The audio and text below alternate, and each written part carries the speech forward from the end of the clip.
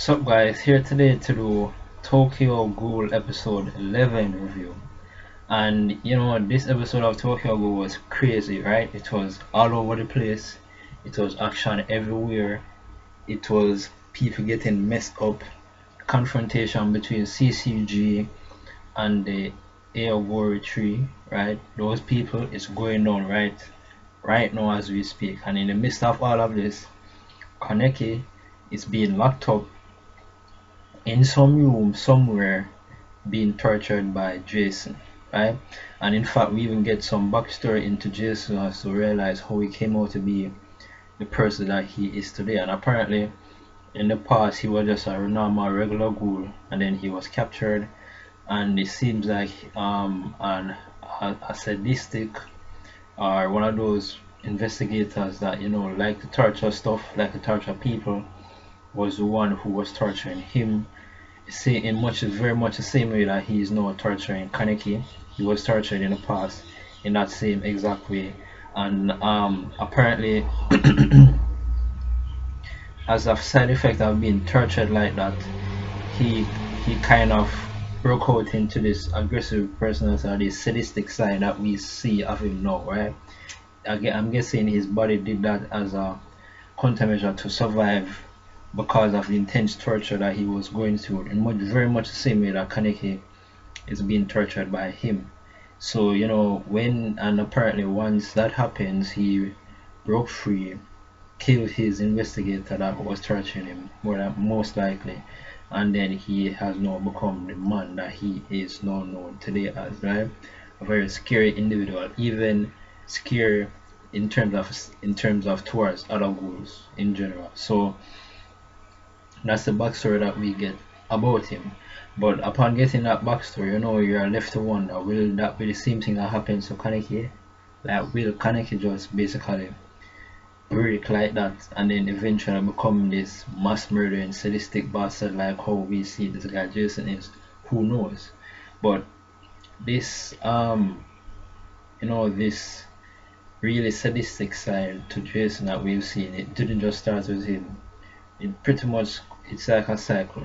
So he was being tortured in the past until he became until he basically made his personality, his body made a personality that was sadistic in order to survive, in order to, I'm guessing, break free from the circumstances, and he is what he is today.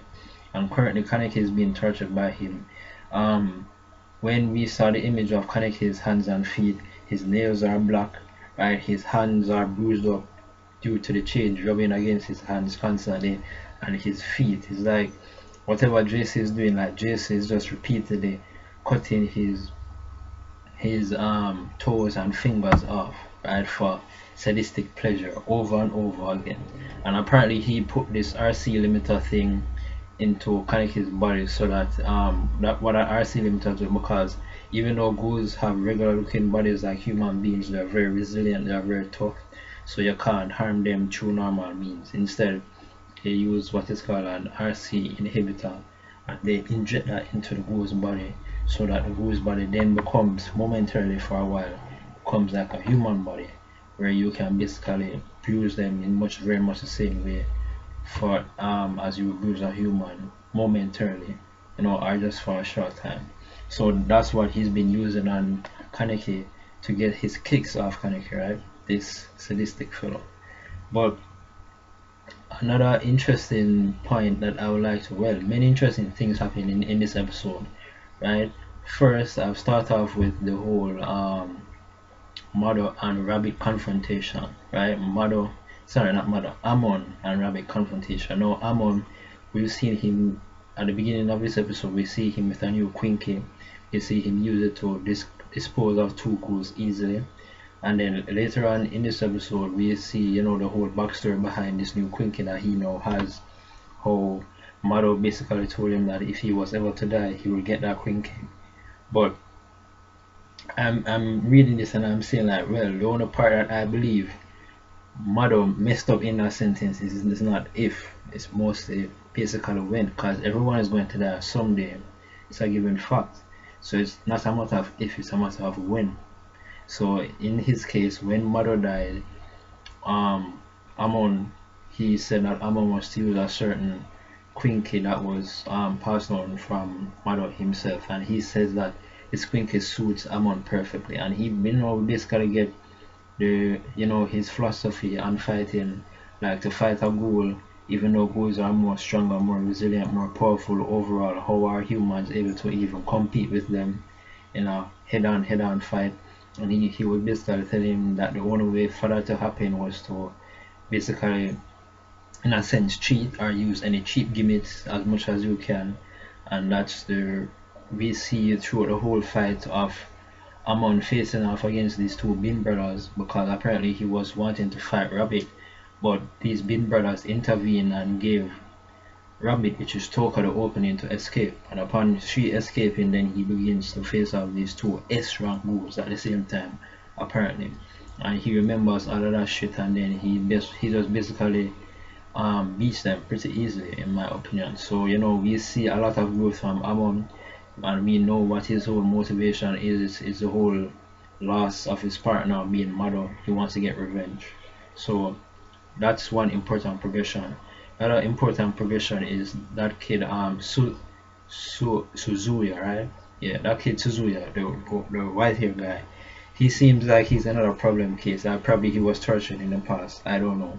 But this dude, he fights unconventional, right? Like he's kind of crazy in a sense, because he took that guy's motorcycle, used it to jump up, and then instantly went in and killed off all the ghouls pretty easily. And we see him, in this episode taking out ghouls and saying like, hang in there, don't die yet. I need to have some more fun. So he's probably not as sadistic as Jason, but in a way he's pretty much kind of crazy and ruthless in his own way. Maybe he was tortured in the past too. So that's that. And then also in regards to the team members, the team, we see all the people in Anteku getting ready to help find Kaneki in this whole backlash that's going on. We see eventually Toka and her brother meeting up and crashing. Nishiki basically saved her from the initial attack, but he went down pretty easily. Who else? We see Hinami along with that guy. I think his name is Yomamura. I forgot his name, but the old guy who's in charge of Anteku, he was laying watch, basically getting intel on what is going on throughout the whole situation. And then at some point in this episode, he decides to move off. And then apparently all the CCG investigators came up to a point where they got to this roof, and upon getting on this roof, there's the appearance of this very peculiar ghoul that showed up that they called One-Eyed Owl, right? And this guy seems like he's on some next level shit, because they're telling him that don't fight him unless you're prepared to die. Multiple CCG investigators there, Amon being one of them. And upon this guy showing up, we see them all of them are just struck in awe. Yeah, basically being awestruck by this guy, the One-Eyed Owl. So apparently this guy is very strong. We don't know anything about him much before this episode, so that would be interesting to find out more about this guy and see how this progresses later on. And then for the very last scene in this episode, we get thrown back to Kaneki's room scene, and he's there sitting down. We kind of see that in a distance, and then all of a sudden through the we get to see a glimpse of white hair. Like, I'm wondering whose white hair is that. Kaneki's white hair, like he bleached his hair white or something, because in that room is supposed to be only Kaneki, so that hair probably is Kaneki's own hair. So I'm not sure what that means, what that signifies. We'll probably get more intel on that later, as in what actually happens. But apparently we just see this person with white hair. Most of that is it's Kaneki. So overall, I thought that this was another crazy episode of Tokyo Ghoul. Some interesting stuff went down. We see a lot of developments everywhere, and the fight between the CCG investigators, the people of the Aogori tree, and the people of Anteku coming in to rescue Kaneki. So overall, another awesome episode of Tokyo Ghoul. So that's it. That's my review. Remember to rate, comment, subscribe. Sayonara.